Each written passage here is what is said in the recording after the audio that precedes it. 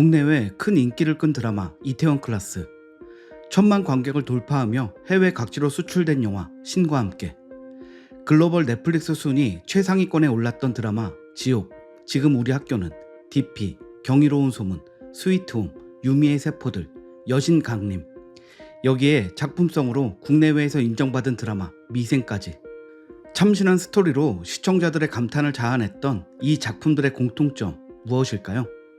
바로 K-웹툰이 원작이라는 점입니다. 사실 우리나라 웹툰이 세계적으로 유명해지기 시작한 지는 몇 년 되지 않았는데요. 그렇게 짧은 기간에 비해 엄청난 성과를 올리고 있습니다. 최근에는 우리나라 웹툰 플랫폼 네이버 웹툰이 발굴한 작가의 작품이 웹툰계의 아카데미 시상식이라고 불리는 윌 아이즈너 어워즈에서 베스트 웹코믹 부문을 수상했다는 소식이 전해졌습니다. 웹코믹 부문에서 세로 스크롤의 웹툰 장르가 수상한 것은 이번이 처음이라고 하는데요. 수상작은 영어로 된 작품 로어 올림푸스입니다. 네이버 웹툰이 발굴한 뉴질랜드 작가의 작품인데요. 이번의 성과를 통해 K-웹툰이 인기를 얻는 것을 넘어서 한국의 웹툰 플랫폼이 전세계 만화작가 지망생들에게 최고의 등용문으로 자리잡게 되었다는 평가를 받고 있습니다. 또한 해당 부문에 네이버 웹툰이 미국의 DC 코믹스와 협업한 배트맨, 웨인 패밀리 어드벤처와 카카오 웹툰을 통해 연재된 K-웹툰 나빌레라 역시 후보에 선정되어 이슈가 되었습니다. 특히 나빌레라 같은 경우 완전한 국내 작품이 후보에 오른 사례라서 더욱 의미 있는 성과입니다.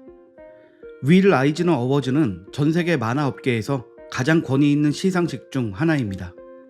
업계에서는 후보작의 이름을 올린 것만으로도 의미가 크다는 반응이었는데, 실제 한국 플랫폼이 발굴하고 한국 플랫폼에 연재한 작품이 수상까지 성공하면서 한국 웹툰 업계의 위상을 입증했다는 평가가 이어지고 있습니다.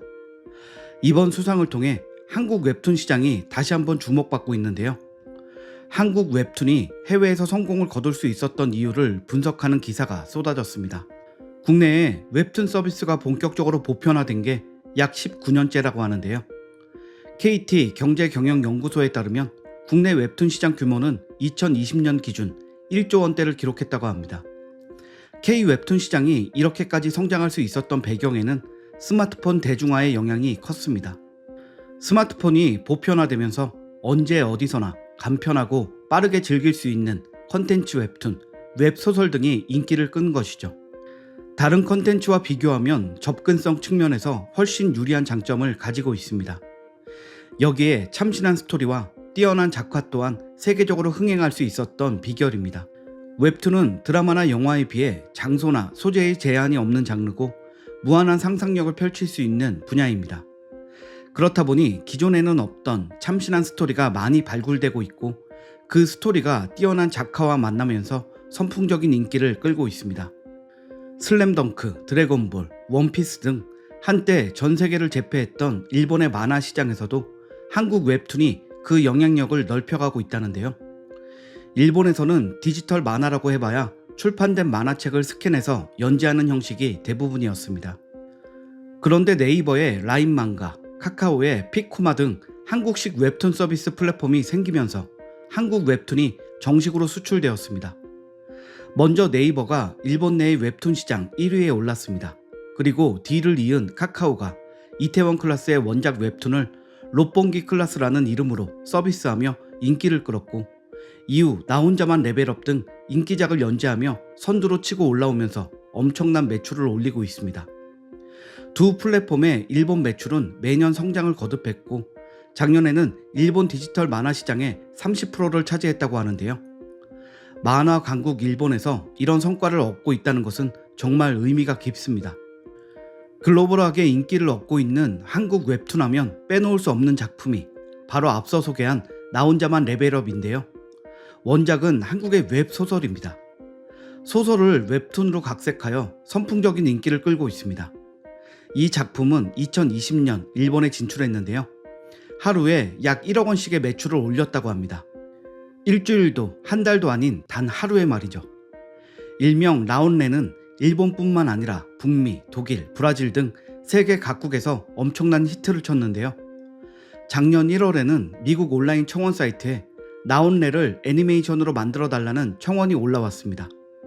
이 청원은 한 달여 만에 약 18만 명이 참여하여 큰 화제가 되기도 했습니다. 심지어 한국 문화가 낯설 브라질과 독일에서도 큰 인기를 끌었는데요. 단행본을 출시한 첫 주에 아마존 만화책 부분에서 판매 1위를 달성했다고 합니다. 엄청난 인기를 증명하듯 나 혼자만 레벨업의 게임과 드라마와 영화가 각각 제작될 예정이라고 하는데요. 작년 보도된 기사에 따르면 게임은 넷마블이 개발을 맡기로 했고 드라마는 국내가 아닌 미국의 유명 제작사가 영상화할 계획이라고 합니다. 향후 영화로도 제작을 검토하고 있다고 하는데 영화 역시 대형 배급사를 통해 제작될 예정이라고 합니다. 세계 대중문화의 유행을 이끄는 미국에서 영화와 드라마 제작을 검토할 정도라니 K-웹툰의 인기가 어느 정도인지 체감되는 것 같습니다. 웹툰의 영상화를 이야기할 때 빼놓을 수 없는 작품이 또 있습니다. 바로 넷플릭스 오리지널 한국 드라마 스위트홈입니다.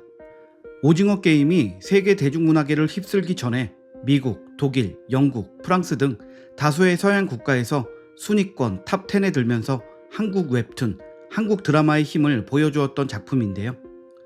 그 인기에 힘입어 시즌2와 시즌3 제작이 결정되었습니다. 원작 웹툰 또한 여러 국가에 서비스되고 있죠.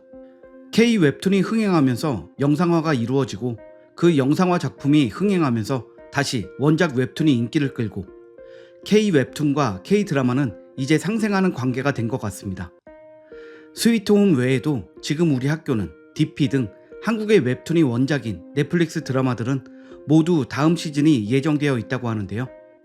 세계 OTT 업계를 장악하고 있는 넷플릭스가 한국 문화가 글로벌적으로 인기를 얻을 수 있다는 사실을 인식했기 때문에 앞으로 세계 대중문화계에 한국 웹툰, 한국 문화의 영향력은 계속 이어질 것 같습니다.